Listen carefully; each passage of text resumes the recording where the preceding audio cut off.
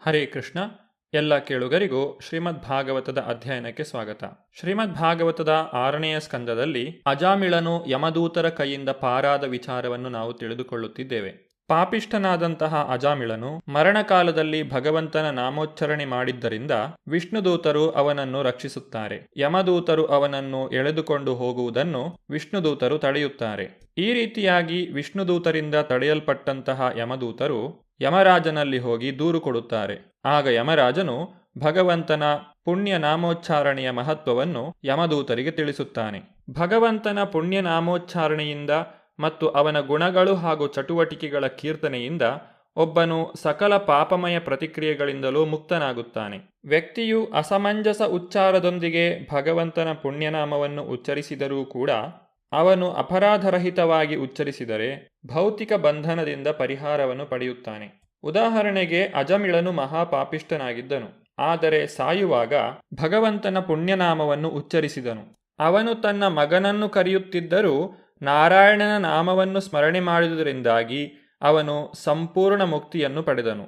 ಸಾಯಂ ಪ್ರಾತರ್ ಗೃಣನ್ ಭಕ್ತ್ಯ ದುಃಖಗ್ರಾಮಾದ್ ವಿಮುಚ್ಯತೆ. ಅಂದರೆ ವ್ಯಕ್ತಿಯು ಸಾಯಂಕಾಲದಲ್ಲಿ ಮತ್ತು ಪ್ರಾತಃ ಕಾಲದಲ್ಲಿ ಭಕ್ತಿಪೂರ್ವಕವಾಗಿ ಭಗವಂತನ ಪುಣ್ಯನಾಮವನ್ನು ಸದಾ ಜಪಿಸುತ್ತಿದ್ದರೆ ಸಕಲ ಭೌತಿಕ ಕ್ಲೇಶಗಳಿಂದಲೂ ಮುಕ್ತನಾಗಬಲ್ಲ. ಶ್ರವಣಂ ಕೀರ್ತನಂ ಧ್ಯಾನಂ ಹರೇರದ್ಭುತ ಕರ್ಮಣಃ ಜನ್ಮಕರ್ಮ ಗುಣಾನಾಂಚ ತದರ್ಥೇ ಕಿಲ ಚೇಷ್ಟಿತಂ. ಅಂದರೆ ಭಗವಂತನ ಅಸಾಧಾರಣ ಅದ್ಭುತ ಚಟುವಟಿಕೆಗಳನ್ನು ಕುರಿತು ಸದಾ ಕೀರ್ತನ ಮತ್ತು ಶ್ರವಣವನ್ನು ಮಾಡಬೇಕು. ಈ ಚಟುವಟಿಕೆಗಳನ್ನು ಕುರಿತು ಧ್ಯಾನ ಮಾಡಬೇಕು ಮತ್ತು ಭಗವಂತನನ್ನು ತೃಪ್ತಿಪಡಿಸಲು ಪ್ರಯತ್ನಿಸಬೇಕು. ಹರೇರ್ನಾಮ ಹರೇರ್ನಾಮ ಹರೇರ್ನಾಮೈವ ಕೇವಲಂ ಕಲೌ ನಾತ್ಸೇವ ನಾತ್ಸೇವ ನಾತ್ಸೇವ ಗತಿರನ್ಯಥ. ಕದನ ಮತ್ತು ಕಪಟಗಳ ಈ ಯುಗದಲ್ಲಿ ಭಗವಂತನ ಪುಣ್ಯನಾಮ ಸಂಕೀರ್ತನವೊಂದೇ ಉದ್ಧಾರದ ಮಾರ್ಗವಾಗಿದೆ. ತನ್ನ ಮಾತನ್ನು ಮುಂದುವರಿಸುತ್ತಾ ಯಮಧರ್ಮನು ತನ್ನ ದೂತರಿಗೆ ಈ ರೀತಿಯಾಗಿ ನುಡಿದನು: ಭಗವಂತನ ನಾಮೋಚ್ಚರಣೆ ಮಾಡುವಂತಹ ವ್ಯಕ್ತಿಗಳು ದಂಡನೆಗಾಗಿ ನನ್ನ ಅಧಿಕಾರಕ್ಕೆ ಒಳಪಡುವುದಿಲ್ಲ. ಸಾಮಾನ್ಯವಾಗಿ ಅವರು ಎಂದೂ ಪಾಪಗಳನ್ನು ಮಾಡುವುದಿಲ್ಲ. ಪ್ರಮಾದದಿಂದ ಅಥವಾ ದಿಗ್ಭ್ರಮೆಯಿಂದ ಇಲ್ಲವೇ ಮಾಯೆಯಿಂದ ಅವರು ಕೆಲವು ಸಲ ಪಾಪ ಕಾರ್ಯಗಳನ್ನು ಮಾಡಬಹುದು. ಆದರೂ ಅವರು ಪಾಪಮಯ ಪ್ರತಿಕ್ರಿಯೆಗಳಿಂದ ರಕ್ಷಿತರಾಗುತ್ತಾರೆ, ಏಕೆಂದರೆ ಅವರು ಯಾವಾಗಲೂ ಭಗವಂತನ ಪುಣ್ಯನಾಮವನ್ನು ಜಪಿಸುತ್ತಾರೆ. ನನ್ನ ಪ್ರಿಯ ಸೇವಕರೇ, ದಯವಿಟ್ಟು ಅಂತಹ ಭಕ್ತರ ಬಳಿಗೆ ಹೋಗಬೇಡಿ, ಏಕೆಂದರೆ ಅವರು ದೇವೋತ್ತಮ ಪರಮಪುರುಷನ ಪಾದಾರವಿಂದಗಳಿಗೆ ಸಂಪೂರ್ಣವಾಗಿ ಶರಣಾಗತರಾಗಿರುತ್ತಾರೆ. ಅವರು ಪ್ರತಿಯೊಬ್ಬರಿಗೂ ಸಮಾನರಾಗಿರುತ್ತಾರೆ. ಅವರ ಕಥನಗಳನ್ನು ದೇವತೆಗಳು ಮತ್ತು ಸಿದ್ಧ ಲೋಕ ನಿವಾಸಿಗಳು ಹಾಡುತ್ತಾರೆ. ದಯವಿಟ್ಟು ಅವರ ಬಳಿಗೆ ಹೋಗಬೇಡಿ. ದೇವೋತ್ತಮ ಪರಮಪುರುಷನ ಗದೆಯಿಂದ ಅವರು ಸದಾ ರಕ್ಷಿತರಾಗಿದ್ದಾರೆ. ಪರೀಕ್ಷಿತ ಮಹಾರಾಜನು ನಂತರ ಗುರು ಬೃಹಸ್ಪತಿಗಳು ದೇವತೆಗಳನ್ನು ತಿರಸ್ಕರಿಸಿದ ಕಾರಣವನ್ನು, ದೇವತೆಗಳು ಬೃಹಸ್ಪತಿಗಳಿಗೆ ಮಾಡಿದಂತಹ ಅಪರಾಧವನ್ನು ವಿವರಿಸುವಂತೆ ಕೇಳಿಕೊಳ್ಳುತ್ತಾನೆ. ಪರೀಕ್ಷಿತ ಮಹಾರಾಜನ ಪ್ರಶ್ನೆಗೆ ಶುಕದೇವ ಗೋಸ್ವಾಮಿಗಳು ಉತ್ತರಿಸುತ್ತಾರೆ: ರಾಜನೇ, ಒಂದು ಸಲ ಸ್ವರ್ಗಾಧಿಪತಿಯಾದಂತಹ ಇಂದ್ರನು 3 ಲೋಕಗಳ ಐಶ್ವರ್ಯದಿಂದಾಗಿ ಮಹಾಗರ್ವಿಷ್ಠನಾಗಿದ್ದನು. ವೈದಿಕ ಸದಾಚಾರದ ನಿಯಮಗಳನ್ನು ಅತಿಕ್ರಮಿಸಿದನು. ಅವನು ತನ್ನ ಸಿಂಹಾಸನದ ಮೇಲೆ ಕುಳಿತಿದ್ದನು.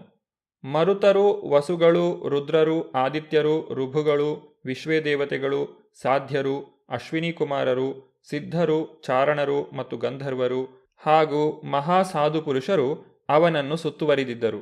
ಅವರೆಲ್ಲರೂ ತಮ್ಮ ಗೌರವವನ್ನು, ಸೇವೆಯನ್ನು ಇಂದ್ರನಿಗೆ ಸಲ್ಲಿಸುತ್ತಿದ್ದರು. ಅಪ್ಸರರು, ಗಂಧರ್ವರು ಬಹುಮಧುರವಾದ ವಾದ್ಯಗಳೊಂದಿಗೆ ನರ್ತನ ಗಾಯನ ಮಾಡುತ್ತಿದ್ದರು. ಇಂದ್ರನ ತಲೆಯ ಮೇಲೆ ಪೂರ್ಣಚಂದ್ರನಂತೆ ಪ್ರಕಾಶಿಸುತ್ತಿದ್ದ ಒಂದು ಬಿಳಿ ಕೊಡೆ ಇತ್ತು. ಚಾಮರದಿಂದ ಮತ್ತು ಮಹಾರಾಜನ ಸಕಲ ಸಾಧನಗಳಿಂದ ಅವನಿಗೆ ಸೇವೆ ಮಾಡಲಾಗುತ್ತಿತ್ತು. ಇಂದ್ರನು ತನ್ನ ಪತ್ನಿ ಶಚೀದೇವಿಯೊಡನೆ ಕುಳಿತಿದ್ದನು. ಆಗ ಆ ಸಭೆಯನ್ನು ಮಹರ್ಷಿ ಬೃಹಸ್ಪತಿಗಳು ಪ್ರವೇಶಿಸಿದರು. ಅವರು ಋಷಿಗಳಲ್ಲಿ ಶ್ರೇಷ್ಠರಾದವರು ಮತ್ತು ಇಂದ್ರನ ಗುರುಗಳು. ದೇವತೆಗಳು, ದೈತ್ಯರು ಅವರನ್ನು ಸಮಾನವಾಗಿ ಗೌರವಿಸುತ್ತಿದ್ದರು. ಆದರೂ ಇಂದ್ರನು ತನ್ನ ಮುಂದೆ ಗುರುಗಳನ್ನು ಕಂಡರೂ ಸಿಂಹಾಸನದಿಂದ ಮೇಲಕ್ಕೇಳಲಿಲ್ಲ. ಗುರುಗಳಿಗೆ ಆಸನವನ್ನು ಅರ್ಪಿಸಲಿಲ್ಲ. ಗೌರವಪೂರ್ವಕ ಸ್ವಾಗತವನ್ನೂ ನೀಡಲಿಲ್ಲ. ಅವರಿಗೆ ಗೌರವವನ್ನು ತೋರಿಸುವ ಏನೊಂದನ್ನು ಇಂದ್ರನು ಮಾಡಲಿಲ್ಲ. ಬೃಹಸ್ಪತಿಗಳು ಭವಿಷ್ಯದಲ್ಲಿ ಆಗುವ ಪ್ರತಿಯೊಂದನ್ನು ಅರಿತಿದ್ದರು. ಇಂದ್ರನ ಸದಾಚಾರದ ಅತಿಕ್ರಮಣವನ್ನು ಕಂಡರು. ತನ್ನ ಭೌತಿಕ ಐಶ್ವರ್ಯದಿಂದ ಇಂದ್ರನು ಉಬ್ಬಿರುವುದನ್ನು ಅವರು ಪೂರ್ಣವಾಗಿ ಗ್ರಹಿಸಿದರು. ಇಂದ್ರನನ್ನು ಶಪಿಸಲು ಸಮರ್ಥರಾಗಿದ್ದರೂ ಅವರು ಹಾಗೆ ಮಾಡಲಿಲ್ಲ. ಅದರ ಬದಲು ಅವರು ಸಭೆಯಿಂದ ಹೊರಟರು ಮತ್ತು ಮಾತನಾಡದೆ ತಮ್ಮ ಮನೆಗೆ ಹಿಂದಿರುಗಿದರು. ಸ್ವರ್ಗದ ದೊರೆಯಾದ ಇಂದ್ರನು ಕೂಡಲೇ ತನ್ನ ತಪ್ಪನ್ನು ತಿಳಿದುಕೊಂಡನು. ತನ್ನ ಗುರುಗಳಿಗೆ ತೋರಿದ ಅಗೌರವವನ್ನು ಅರಿತನು. ಸಭಿಕರೆಲ್ಲರ ಎದುರಿನಲ್ಲಿಯೇ ತನ್ನನ್ನು ನಿಂದಿಸಿಕೊಂಡನು.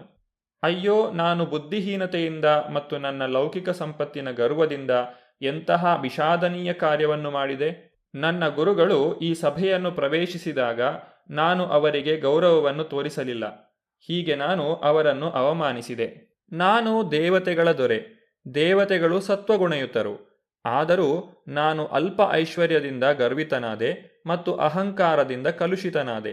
ಇಂತಹ ಸಂದರ್ಭದಲ್ಲಿ ಪತನ ಹೊಂದುವ ಅಪಾಯಕ್ಕೆ ಗುರಿ ಮಾಡುವ ಅಂತಹ ಸಂಪತ್ತುಗಳನ್ನು ಈ ಪ್ರಪಂಚದಲ್ಲಿ ಯಾರು ತಾನೇ ಸ್ವೀಕರಿಸುತ್ತಾರೆ? ನನ್ನ ಸಂಪತ್ತು ಮತ್ತು ಐಶ್ವರ್ಯಗಳಿಗೆ ಧಿಕ್ಕಾರವಿರಲಿ.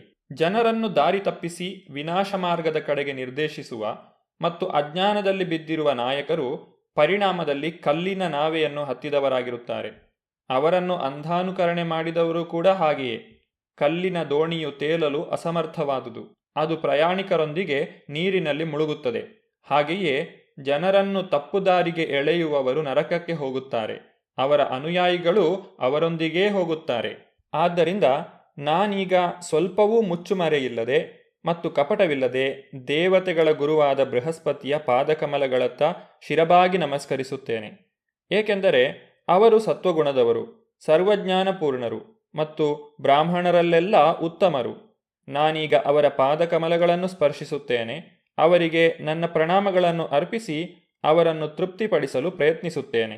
ಯಸ್ಯ ಪ್ರಸಾದಾತ್ ಭಗವತ್ ಪ್ರಸಾದೋ ಯಸ್ಯ ಅಪ್ರಸಾದಾತ್ ನಗತಿ ಕುತೋಪಿ.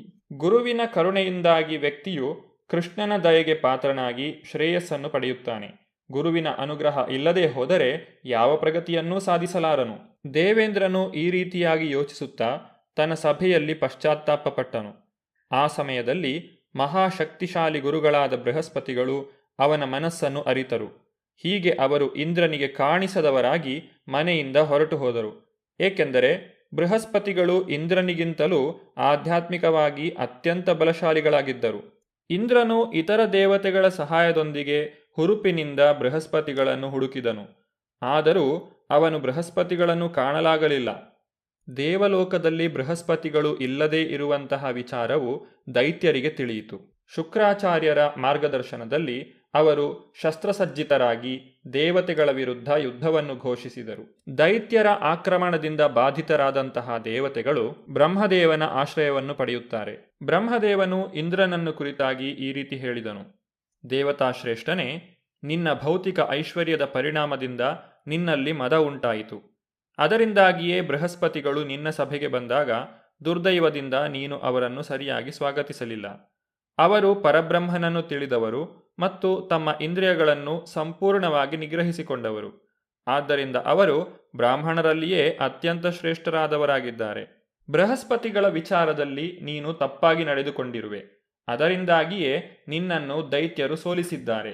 ನನ್ನ ಪ್ರಿಯ ದೇವತೆಗಳೇ, ದೈತ್ಯರು ದುರ್ಬಲರು. ಅವರು ನಿಮ್ಮಿಂದ ಹಲವು ಬಾರಿ ಸೋತಿದ್ದಾರೆ. ನೀವು ಐಶ್ವರ್ಯದಲ್ಲಿ ಅಷ್ಟೊಂದು ಉನ್ನತಿಯನ್ನು ಪಡೆದವರು. ಹಾಗಿದ್ದು ಅವರಿಂದ ನೀವು ಹೇಗೆ ಪರಾಜಿತರಾದಿರಿ? ಇಂದ್ರನೇ, ನಿನ್ನ ಶತ್ರುಗಳಾದ ದೈತ್ಯರು ಶುಕ್ರಾಚಾರ್ಯರಿಗೆ ಅಗೌರವವನ್ನು ತೋರಿಸುತ್ತಿದ್ದರು. ಅದರಿಂದಾಗಿ ಅವರು ಅತಿ ದುರ್ಬಲರಾಗಿದ್ದರು. ಆದರೆ ಈಗ ಅವರು ಬಹುಭಕ್ತಿಯಿಂದ ಶುಕ್ರಾಚಾರ್ಯರನ್ನು ಆರಾಧಿಸುತ್ತಿರುವುದರಿಂದ ಅವರು ಮತ್ತೆ ಬಲಿಷ್ಠರಾಗಿದ್ದಾರೆ. ಶುಕ್ರಾಚಾರ್ಯರ ಮೇಲಿನ ತಮ್ಮ ಭಕ್ತಿಯಿಂದ ಅವರು ತಮ್ಮ ಬಲವನ್ನು ಹೆಚ್ಚಿಸಿಕೊಂಡಿದ್ದಾರೆ. ಎಷ್ಟೆಂದರೆ ಈಗ ಅವರು ನನ್ನಿಂದ ನನ್ನ ಧಾಮವನ್ನು ಕೂಡ ಸುಲಭವಾಗಿ ಕಿತ್ತುಕೊಳ್ಳಲು ಸಮರ್ಥರಾಗಿದ್ದಾರೆ. ಮೂಕಂ ಕರೋತಿ ವಾಚಾಲಂ ಪಂಗುಂ ಲಂಘಯತೆ ಗಿರಿಂ ಯತ್ಕೃಪಾ ತಮಹಂ ವಂದೇ ಶ್ರೀಗುರುಂ ದೀನತಾರಿಣಂ. ಗುರುವಿನ ಕರುಣೆಯಿಂದ ಮೂಕನೂ ಕೂಡ ಬಹುದೊಡ್ಡ ವಾಗ್ಮಿಯಾಗಬಲ್ಲ, ಕುಂಟನೂ ಪರ್ವತಗಳನ್ನು ದಾಟಬಲ್ಲ. ಜೀವನದಲ್ಲಿ ಯಶಸ್ಸನ್ನು ಅಪೇಕ್ಷಿಸುವುದಾದರೆ ಬ್ರಹ್ಮನು ಉಪದೇಶಿಸಿದಂತೆ ಈ ಶಾಸ್ತ್ರವಿಧಿಯನ್ನು ನೆನಪಿನಲ್ಲಿ ಇಡಬೇಕು. ಬ್ರಹ್ಮದೇವನು ತನ್ನ ಮಾತುಗಳನ್ನು ಮುಂದುವರಿಸುತ್ತಾ, ದೇವತೆಗಳೇ, ತ್ವಷ್ಟನ ಮಗನಾದ ವಿಶ್ವರೂಪನ ಬಳಿಗೆ ನೀವು ಹೋಗಿ ಅವನನ್ನು ನಿಮ್ಮ ಗುರು ಎಂದು ಸ್ವೀಕರಿಸಿ.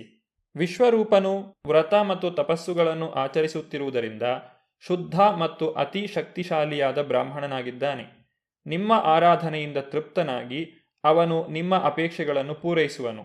ಆದರೆ ಅಸುರರ ಪರವಾಗಿರುವ ಅವನ ಒಲವನ್ನು ನೀವು ತಾಳಿಕೊಳ್ಳಬೇಕು. ಹೀಗೆ ಬ್ರಹ್ಮನು ದೇವತೆಗಳಿಗೆ ಉಪದೇಶಿಸಿ ಅವರ ಆತಂಕವನ್ನು ನಿವಾರಿಸಿದನು. ದೇವತೆಗಳೆಲ್ಲರೂ ತ್ವಷ್ಟನ ಮಗನಾದ ವಿಶ್ವರೂಪ ಋಷಿಗಳ ಬಳಿಗೆ ಹೋದರು. ದೇವತೆಗಳು ವಿಶ್ವರೂಪರನ್ನು ಯಾವ ರೀತಿಯಾಗಿ ಮನವೊಲಿಸಿದರು ಎಂಬುದನ್ನು ನಾವು ಮುಂದಿನ ಸಂಚಿಕೆಯಲ್ಲಿ ನೋಡೋಣ. ಧನ್ಯವಾದಗಳು. ಹರೇ ಕೃಷ್ಣ.